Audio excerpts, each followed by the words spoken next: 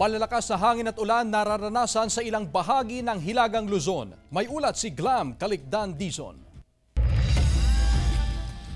Ramdam na ang epekto ng Bagyong Christine sa Santa Ana, Cagayan. Sa lakas ng ulan, halos zero visibility na ang ilang kalsada.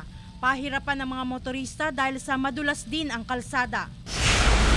Nakararanas na ng pabugso-bugsong pag-ulan ang ilang lugar sa lalawigan ng Ilocos Norte.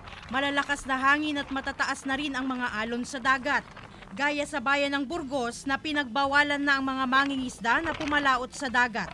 Inilagay na lang nila sa pampang at ligtas na lugar ang kanilang mga bangka. Nakahanda naman ang lokal na pamahalaan na tumugon sa pangangailangan ng mga residente sa posibleng epekto ng Bagyong Christine. Nakaranas ng malalakas na ulan at hangin sa Banggi, Ilocos Norte, kaya pinag-iingat ang mga residente at pinayuhang maging alerto. Ang malalakas na hangin at ulan ay dulot pa rin ng Bagyong Christine. Sa Pagudpud, Ilocos Norte, pansamantalang isinara sa mga motorista ang ilang bahagi ng Pansyan Road dahil sa naranasang pagguho ng lupa. Agad na nagsagawa ng clearing operations ang DPWH.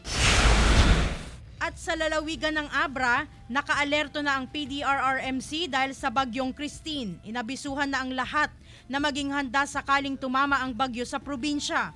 Pinag-iingat ang mga naninirahan malapit sa ilog dahil sa posibleng pagtaas ng antas ng tubig sa Abra River. Inabisuhan din ang mga magsasaka na anihin na ang mga palay at mga gulay. Pinayuhan ding ilagay sa ligtas na lugar ang mga alagang hayop. Glam Calicdan Dizon, One North Central Luzon.